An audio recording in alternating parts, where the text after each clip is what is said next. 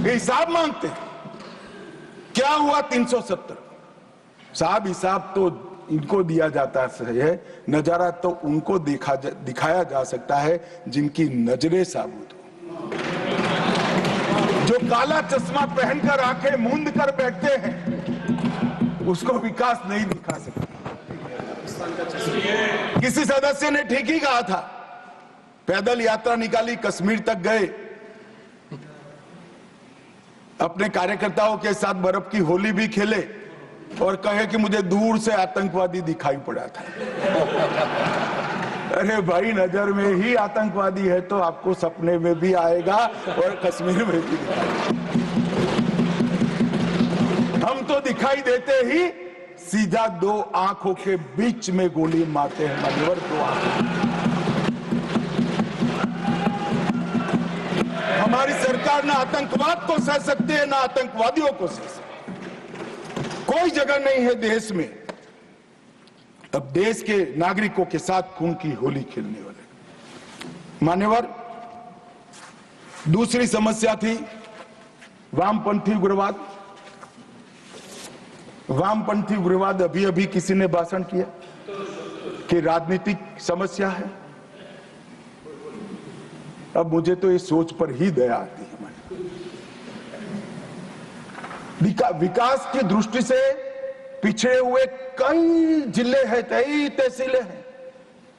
सबको मालूम है, लंबे कालखंड के बाद हम आजाद हुए। कोई भी सरकार हो, भले कांग्रेस की ही थी, मगर कोई 5-25 साल में सब जगह विकास नहीं पहुंचा सकते। हम पहुंचा रहे हैं अब सब जगह, मगर छूट गया होगा कोई बात। तो इसका मतलब ये नहीं कि हम देश की व्यवस्था को ही न माने, संविधान को ही न माने और सरकार लाचार बनकर देखती रहे। हजारों लोग बलि चढ़े। हिम्मत देखे साहब, पशुपतिनाथ से तिरुपति तक का लाल कॉरिडोर, 12 राज्य, कई जिले, कई तहसीलें, कई थाने कब्जे कर दिए, पूरी व्यवस्था समाप्त कर, पैरेलल करेंसी चलाई, पैरेलल स्टैंप पेपर चलाए, सरकारें बनाई, कोई बोलने वाला नहीं। मैं सबसे पहले एक बात इस सदन में जिम्मेदारी के साथ बताना चाहता हूं, 21 मार्च 2026 को इस देश से नक्सलवाद समाप्त। और मैं जो बोल रहा हूं, इसके पीछे नरेंद्र मोदी सरकार के 10 साल का परिश्रम, बारीक आयोजन, इनकी विकास की भूख संतोषने के लिए किए गए प्लानिंग और पैसों का आवंटन है। और सुरक्षा ग्रिड को एक भी जगह गैप न रह जाए, इस तरह से हमने पुख्ता किया है। मान्यवर, संवाद, सुरक्षा और समन्वय, ये 3 सिद्धांतों को अपनाकर हमने नक्सलवाद के खिलाफ हमारी लड़ाई जारी की। मैं फिर से एक बार डीआरजी, एसटीएफ, सीआरपीएफ, आईटीबीपी और बीएसएफ के जवानों को ढेर ढेर बधाइयां देना चाहता हूं, जिन्होंने घंटों घंटों तक, जहां सूर्य की किरण दिन दहाड़े भी ना पड़े, ऐसे घने जंगलों के अंदर पानी पिए बगैर, खाना खाए बगैर, नींद लिए बगैर इस समस्या के समाधान के लिए अपना सर्वोच्च बलिदान दिया है। मान्यवर, हमने नवीनतम टेक्नोलॉजी के साथ नक्सलवाद के खिलाफ लड़ने की शुरुआत की। लोकेशन ट्रेनिंग, मोबाइल फोन की गतिविधियां, साइंटिफिक कॉल लॉग्स का एनालिसिस, सोशल मीडिया का एनालिसिस, इनकी कुरियर सर्विस का रेखांकन, इनके परिवारों की आवाजाही का रेखांकन, और ये सब एकत्रित कर हमने हमारे सुरक्षा बलों को इंफॉर्मेशन से लैस करने का काम किया। ड्रोन सर्वेलेंस, सैटेलाइट इमेजिंग, ये दोनों का आर्टिफिशियल इंटेलिजेंस के साथ मिलकर सॉल्यूशन निकाला, नतीजे निकाले, और इसके आधारित डेटा एनालिसिस कर हमने सटीक जगहों से हमारे सुरक्षा बलों को लैस किया, जिसके आधार पर उन्होंने काम किया। मान्यवर, इसमें भी मैं कांग्रेस के शासन और हमारे शासन का कंपैरिजन देना चाहता हूं। कोई ऐसा ना समझे कि मैं कांग्रेस का क्यों दे रहा हूं। 10 साल के बाद मेरी जगह कोई और भाजपा का गृह मंत्री आएगा तो आपका नहीं देगा, हमारा और हमारा करेगा। हमारे पहले आप थे इसलिए आपका कर रहा हूं भैया। 2004 से 14 कांग्रेस की सरकार थी, हिंसक घटनाएं हुई थी 16,463 और 53% इसमें कमी आई। सुरक्षा बल मारे गए थे 1851, अब 10 साल में मारे गए 509, 73% की कमी। और नागरिकों की मृत्यु 4,766 से कम होकर 1495 70% की कमी। मैं दो शासन एक ही जगह पे एक ही कालखंड में अलग अलग विचारधारा के होते हैं तो कैसा परिणाम आता है इसके नतीजे बताना चाहता हूं। मेरी बात कुछ सदस्यों को ठीक नहीं लगेगी, मगर नक्सल को पॉलिटिकल समस्या समझने वाले शासन जब होता है तब क्या होता है, और विकास के साथ साथ सुरक्षा की दृढ़ता के साथ काम करने वाला शासन आता है तो क्या होता है। 2023 दिसंबर में छत्तीसगढ़ में शासन बदला, भाजपा की सरकार। इसके बाद मान्यवर एक ही साल में 380 नक्सली मारे गए, इसमें कल के 30 जोड़ना बाकी है।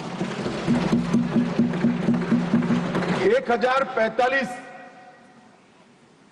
और 1194 गिरफ्तार हुए और 1045 सरेंडर कर गए और टोटल 2619 संख्या में कमी आई मान्यवर, 2619। और ये सब करने में सुरक्षा बलों की हताहत 26 है, 26। मान्यवर एक उदाहरण है, यही छत्तीसगढ़ था, यही पुलिस थी, यही सीआरपीएफ थी, यही भारत सरकार थी, सिर्फ वहां सरकार कांग्रेस की थी। भाजपा सरकार आई, एक ही साल के अंदर 2619 नक्सलियों की फौज या तो सरेंडर कर गई, या तो अरेस्ट हुई, या तो मार गई। ये अप्रोच का सवाल है मान्यवर, सुरक्षा की ग्रिड मजबूत करने का सवाल। कांग्रेस के शासन में कुल 2014 तक 66 फोर्टिफाइड पुलिस स्टेशन थे, इसमें से 32 अटल जी की सरकार में बने थे। और मोदी सरकार ने 10 वर्ष में 66 के बनाम 612 फोर्टिफाइड पुलिस स्टेशन बनाए। मोस्ट इफेक्टेड नक्सल जिले, इसकी एक व्याख्या है, कांग्रेस ने ही बनाई, हमने स्वीकारी। 2014 में 126 थे, अब उसमें से 12 बचे हैं और मैं कह चुका हूं 31 मार्च 26 को मैं शून्य लेकर यहां हूं।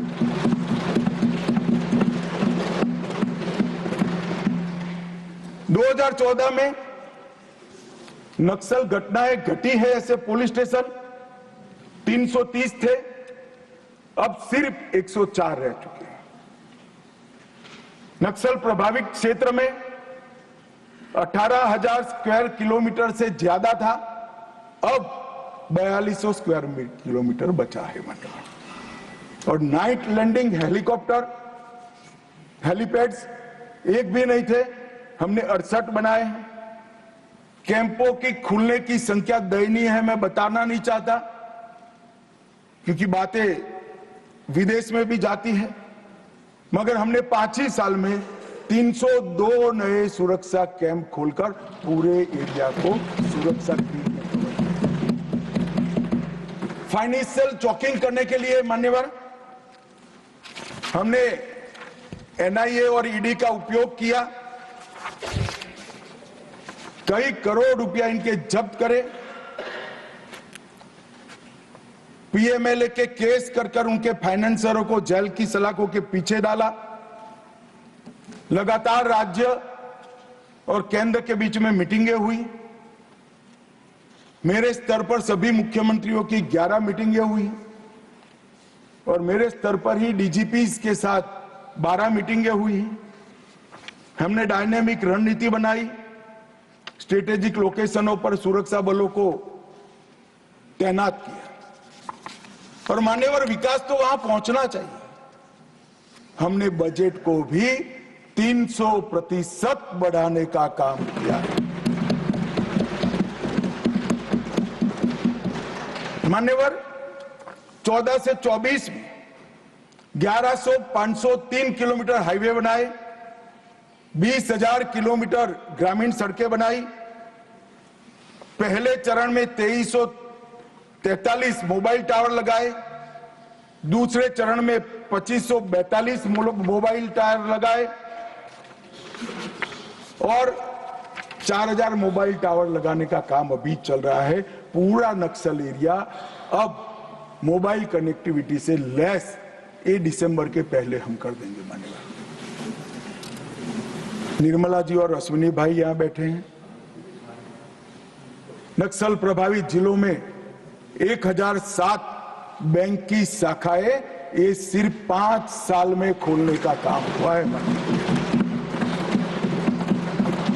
937 एटीएम बनाए और 5731 डाकघर बैंकिंग सेवा के साथ खोलने का काम भारतीय जनता पार्टी ने किया।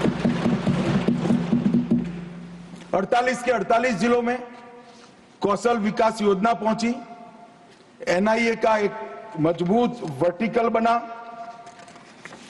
1143 वहीं से ही आदिवासी युवाओं को भर्ती करके सुरक्षा बलों में लिया और हमने 6 नए हेलीकॉप्टर वहां जवानों के रेस्क्यू और रिहेबिलिटेशन के लिए बनाए। इंजर्ड होते ही इसको अस्पताल में लिया जाए, जो रात को भी उठ सकते हैं। और इसका परिणाम यह हुआ है कि आज नक्सलवाद धीरे धीरे सिमटता जा रहा है। मान्यवर, और मैं इतना कहना चाहता हूं कि जो मारे गए हैं उसमें बहुत सारे इनके प्रमुख नेता हैं। इसके कारण उनका पूरा आंदोलन चरमरा गया है, एकदम चरमरा गया है और कई सारे करोड़ों के रुपया के इनाम थे, ऐसे लोग सरेंडर भी हो गए। मारे गए जोनल कमेटी के मेंबर 1, सब जोनल कमेटी के 5, स्टेट लेवल कमेटी के 2, डिविजनल कमेटी के 31 और 59 एरिया कमेटी के मेंबर मारे गए। मान्यवर, ये आंकड़ा कभी भी आत्मसमर्पण के लिए भी हम लचीली पॉलिसी लेकर आए और जो लोग हमारी सरकार की घोषणाओं के पीछे मखौल उठाते कि कई सरकारें बदल गई, कुछ नहीं हुआ, मैं बड़े आनंद और विश्वास के साथ कहना चाहता हूं, ये सरकार के रहते ही ये देश नक्सल समस्या से मुक्त हो जाएगा। मान्यवर, इसमें किसी को सरकार जब इच्छा होती है तो बहुत कुछ होता है, मगर इच्छा होना बड़ा महत्वपूर्ण होता है। मान्यवर, नॉर्थ ईस्ट की समस्या को भी कमोबेश हम समाप्त करने के कगार पर है। मान्यवर, वहां पर भी हिंसक घटनाओं में 70% की कमी, हताहत सुरक्षा बलों में 72% की कमी और हताहत नागरिकों की संख्या में 85% की कमी है। हमारी सरकार आने के बाद हमें सब हथियारी ग्रुपों से बातचीत की। मान्यवर, 19 से अब तक 12 महत्वपूर्ण शांति समझौते किए। 2020 में NLFD के साथ, 21 में ब्रू रियांग के साथ, 22 में कार्बी के साथ, 2022 में आदिवासियों के साथ, आदिवासी संगठनों के साथ, 2022 में असम मेघालय अंतरराज्यीय सीमा का समझौता, 2023 में DNLA, UNLF और उल्फा का समझौता, असम और अरुणाचल प्रदेश का अंतरराज्यीय सीमा का समझौता, 24 में त्रिपुरा के साथ समझौता, NLFT और ATTF के साथ समझौता। कुल मिलाकर मान्यवर 10,900 युवा हथियार डालकर मेन स्ट्रीम में आए हैं।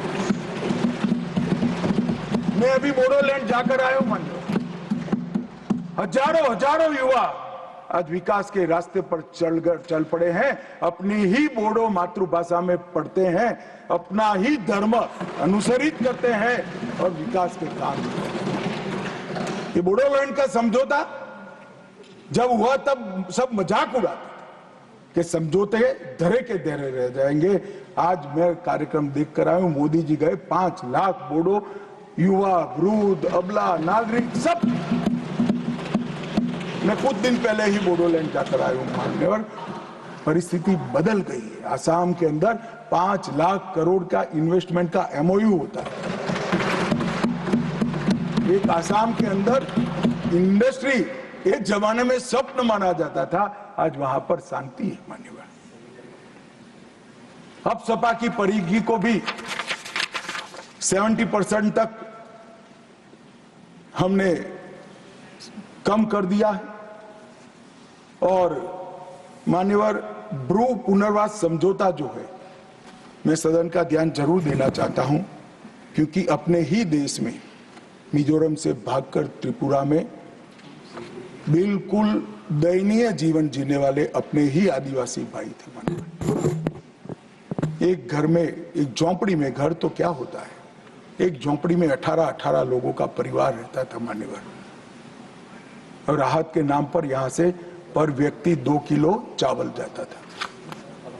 हमने सबके सब 37,000 ब्रू रियांग परिवारों को 150 यार्ड का घर दिया, एक सामुदायिक भवन दिया, स्कूल दी, हेल्थ केयर का एक पास में ही दवाखाना दिया और सभी घरों से 2 युवाओं को स्किलिंग कर आज उनको स्वरोजगार की दिशा में आगे बढ़ा रहे हैं। मैं 8 महीने पहले वही क्षेत्र को देखकर आया हूं जो मैंने 5 साल पहले देखा था।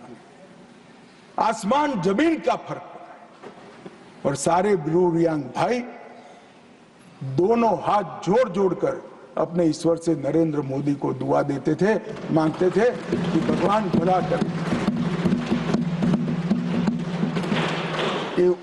6,935 परिवार, 37,584 लोग, उनको नर्क के जीवन से बाहर निकालने का काम नरेंद्र मोदी सरकार ने किया।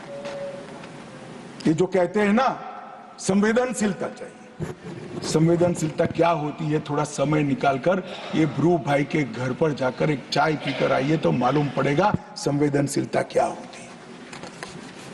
मान्यवर, हमने विकास के बजट में भी 153% की वृद्धि की। तेल मिशन, बांस मिशन, जैविक खेती और अंडा, मच्छी और दूध में नॉर्थ ईस्ट का इंडिविजुअल 8 राज्य आत्मनिर्भर हो, ऐसी कार्य योजना बनाकर हमने समृद्धि के रास्ते खोले। मान्यवर, 17 विद्युत परियोजनाएं, 40 जल आपूर्ति, 44 शिक्षा की, 43 स्वास्थ्य की, 7 खेल की और 4 पर्यटन की नई परियोजनाएं 70% भारत सरकार के बजट से गई। रेलवे में 81,900 करोड़ का इन्वेस्टमेंट, सड़क में, हाईवे में 41,500, ग्रामीण सड़क में 47,000 और 64 नए एयर रूट और हेलीकॉप्टर रूट को शुरू कर एयर कनेक्टिविटी को भी हमने पुख्ता किया है। इससे मान्यवर दिल्ली और नॉर्थ ईस्ट का भौतिक अंतर तो कम हुआ है, ये तो एक सिद्धि है ही है, परंतु इससे बड़ी सिद्धि है मोदी जी ने दिल्ली और नॉर्थ ईस्ट के दिलों का अंतर भी कम कर दिया। मान्यवर, आज सबको लगता है कि हम भारत का हिस्सा हैं। वाइब्रेंट विलेज के तहत अकेले अरुणाचल में 4800 करोड़ रुपया भारत सरकार ने इन्वेस्ट किया है। चोटियों पर बसे गांव जो मानते थे कि हम भारत का अंतिम गांव है, मोदी जी ने एक बड़े सरल शब्द से भारत के अंतिम गांव को भारत का पहला गांव देख लिया। मैं किबुत्ज में गया था, भाई किरण भी मेरे साथ। पहला गांव कहते ही जो नई ऊर्जा का संचार मैंने वो चोटियों पर रहते हुए हमारे नागरिक भाइयों के मन में देखा है, शरीर में देखा है और उनके उत्साह में देखा है मान्यवर, वो अवर्णनीय था। और ये सारी सिद्धियां ऐसे नहीं आती, दृढ़ राजनीतिक इच्छा शक्ति चाहिए, वोट बैंक की चिंता करे बगैर कठोर फैसले लेने का मादा चाहिए और देश की समस्या ही का निवारण ही अपना लक्ष्य है, इस दृष्टि से काम करने की नीति चाहिए। इसके साथ साथ मोदी जी ने आतंकवाद के खिलाफ जीरो टॉलरेंस को धार देने के लिए कानूनी आधार भी बड़ा मजबूत किया। 2 अगस्त 2019 में एनआईए एक्ट में संशोधन कर नए अपराधों को समाये, विदेश में भी जांच का अधिकार मिला, यूएपीए में भी संशोधन कर दिया गया, आतंकवादियों की संपत्ति जब्त करने का हमें अधिकार मिला, व्यक्तियों को भी आतंकवादी घोषित करने का अधिकार मिला, डी रेडिकलाइजेशन के प्रयासों को भी कानूनी ताकत देने का काम हुआ, मैक को रिवैम्प किया गया, मैक के अंदर साइबर सुरक्षा, narco terrorism, gun running, organise crime और उभरते हुए कट्टरवादी हॉटस्पॉट मैक के रिपोर्टिंग का हिस्सा बनाए गए, नेशनल मेमोरी बैंक बनाया गया और नए जो संशोधन करे, मुझे बरोबर याद है कि दिग्विजय जी कहते थे इसका दुरुपयोग हमारे सामने होगा। दिग्विजय जी आपके सामने नहीं हुआ, जब मैं एनआईए का संशोधन लेकर आया तब मुझे बरोबर याद है दिग्विजय सिंह की इसका दुरुपयोग होगा, आपके सामने नहीं हुआ। हमने 57 आतंकवादियों को आतंकवादी घोषित किया, जिसने देश की सर्वोच्च अदालत में माना। 23 संगठनों को माना।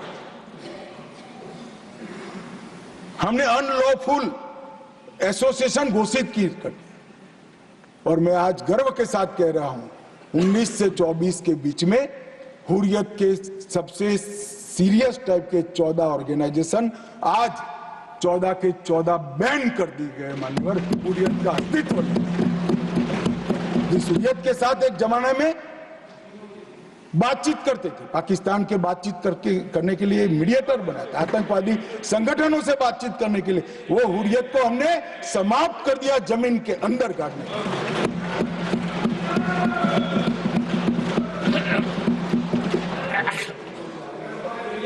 मान्यवर पीएफआई पूरा सदन जानता है, यहां बैठे या वहां बैठे सब मानते कि पीएफआई आने वाले दिनों में देश के लिए बड़ा खतरा था, मगर जो खतरों को दूर से नहीं देखते वो देश को खतरों से नहीं बचा सकते। मुक्त दर्शक बनकर, मुक्त प्रेक्षक बनकर खतरों को देख नहीं रहे। जिनके हाथ में शासन की कमान होती है, इनकी जिम्मेदारी होती है खतरों को दूर से देखकर उसको उगने से पहले, उठने से पहले समाप्त कर देना। हमने पीएफआई पर बैन लगाया, एक साथ देश के 24 राज्यों में रेड डालकर पीएफआई के एक एक बंदे को उठाकर जेल की सलाखों पे आज संपूर्ण गतिविधि समाप्त हो गई। कुछ लोग पंजाब में भी बिंडरान वाले बनने का प्रयास भी किया, आगे भी बढ़े। सरकार हमारी नहीं थी, फिर भी यही गृह मंत्रालय ने दृढ़ निश्चय कर आज वो असम की जेल में आराम से गुरु ग्रंथ साहिब का पाठ। ये नरेंद्र मोदी सरकार, इस सरकार के रहते देश पर खतरे राजनीतिक आइडियोलॉजी के कारण पनपने हम नहीं देंगे, उनको खड़ा होने से पहले ही समाप्त कर दिया जाए। मान्यवर, एक जमाने में आतंकवादियों का लिस्टिंग से उनका मृत्यु या अरेस्ट तक का आयुष्य 2 साल और 3 महीना था, आज कुछ दिनों का बच गया है, कुछ दिनों का।